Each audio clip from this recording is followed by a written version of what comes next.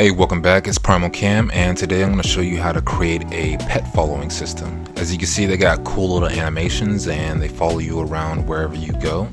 And there's a specific way for creating this. And this is what a lot of developers get wrong whenever they are creating pet following systems, because they are either using a model which doesn't always C-frame positionally to face the player. So you may have a pet, but their eyes may be facing backwards, left or right, and using mesh parts instead of actual models for pets is a lot more efficient, because you have everything tied up neatly into just one mesh part that you can just C-frame into position to face the player's humanoid root part. So I'm going to show you exactly how we go about creating this. We have a simple equip cat button right here. Anytime we click this button, it's going to clone the pets and parent that to our player right here, so it follows them around as an equip pet. Alright, let's go ahead and hop into it and see how this works. Alright, first things first, we're going to start with replicated storage here, and I want you to notice something specific right here. We are not using models, we are using a mesh. So this is our cat mesh right here as our template that we're going to be cloning. We're creating a pets folder, storing our pets inside of here, and we have a cat model, a mesh that we're going to be using.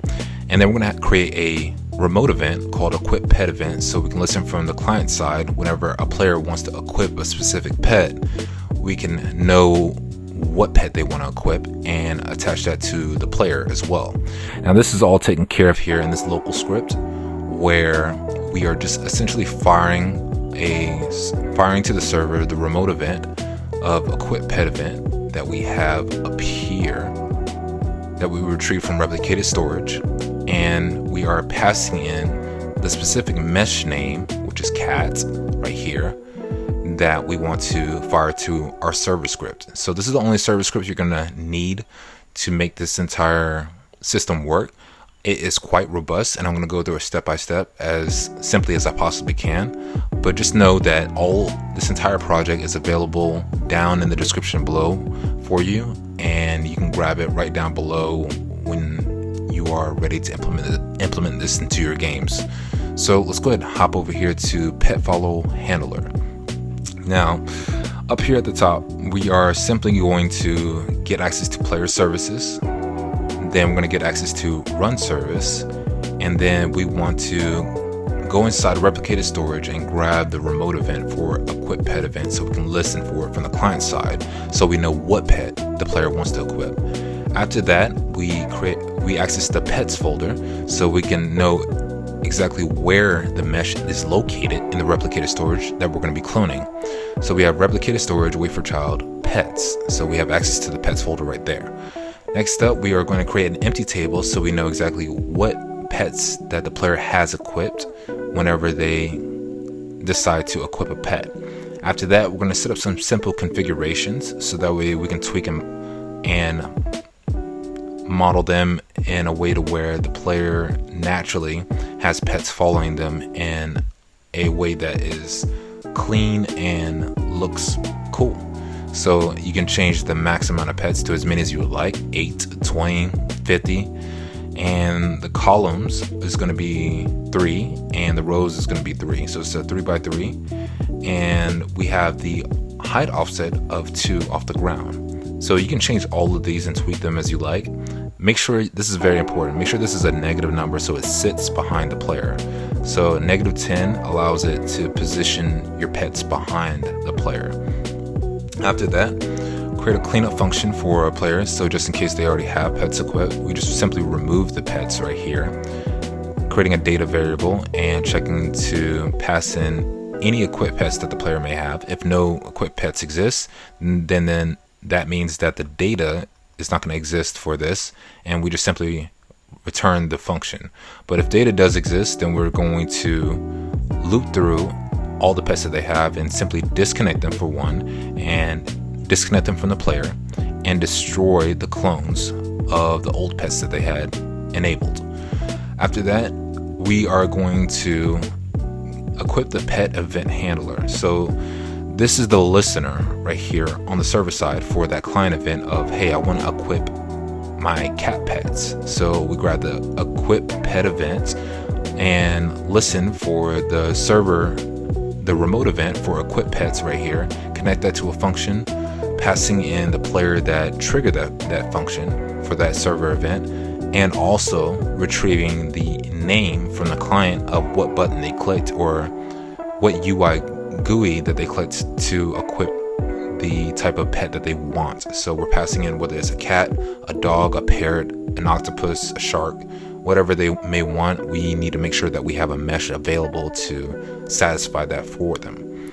After that, we are just going to simply validate the pet. So we access the pet template by going to our pets folder within ReplicatedStorage, find first child, passing in the pet name. If no pet template exists for that pet name, then we just simply return the function. After that, we just clean up any existing pets that the player may have. So we're going to have a clean slate to start with, removing the pets, which we created right here, this simple function right here. And you want to go ahead and get the character's human or root part, because that's how we're going to be positioning it and facing our pets toward the player. So go create a variable called character and get access to the player's character. Make sure that that's loaded in. If no character exists, then that means it probably hasn't been loaded in or there was an error. So we just simply warn for us in debugging purposes that the player's character was not found. And we are going to access the human or root part for that character by grabbing the character reference and waiting for child human or root part. If no human or root part exists, then we warn that the human or root part is not found. After that, our models table is going to be empty and our connections table is going to be empty. So we always know exactly what connections we have enabled and the models that are available. So the clone pets right here is how we're going to go about cloning them. So we're going to loop through all our configuration of max pets. So for each pet, we are going to clone as many as the max pets will allow. That's up here in the configurations with max pets. So when that's satisfied, then we simply grab the pet clone, which is the pet template, and we just clone that and we reference it with pet clone as a variable. If pet clone exists, then we simply parent it to workspace so it's visible to the player, and then we anchor it, set to true since it's a mesh part, and then we insert it into the table so we know what pets are equipped with that player. Next up, we're going to be handling character death and respawn. This is a script right here just to make sure that we are able to load in the pets again.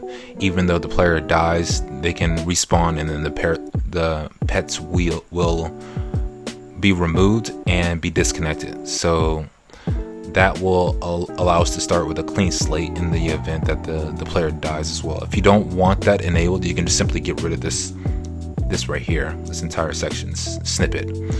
Update pet positions. So this right here is how we're just going to pretty much animate the idle bob. So this is the bob time, which is set to 0 as a default value, and we're going to have a heartbeat connection variable with run service heartbeat connect to function delta time. If no human or root part exists, or no human or root part parent exists, or no player.character exists, then we simply remove pets from the player. Then we grab the bob time, incremented by the delta time times the configuration of the bob frequency. So the configuration of the bob frequency was up here. This is our bob frequency of how we have it set. You can scale that up or scale that down however you please. For each pet in pairs our models, we are simply going to, if pet exists and pet's parent and a pet's parent exists, then we are going to calculate the grid's position. Now this can get very complex right here, so I'm just gonna show you exactly how it looks. You could just copy this because the math can get confusing, but it's not important. What's important is that you have these functions available to you and that you just tweak the settings along with them. So we set the row, we set the column, and then we set the offset for the X position right there. Config.column spacing, offset Z, config offset distance, and then we set the bob height. All of these are just based off the configurations. Look at how many configs that we have right here. So this allows us to tweak everything. That's why I say this entire section right here, this entire for loop, is not necessarily important for understanding. It's more important for it's more important that you understand exactly how to retrieve it, so you know how to actually put this into your own game and go up here to the settings right here, these configurations, and tweak these as you like. Because the worst thing you can do is just get bogged down into trying to get fancy with a system that already works.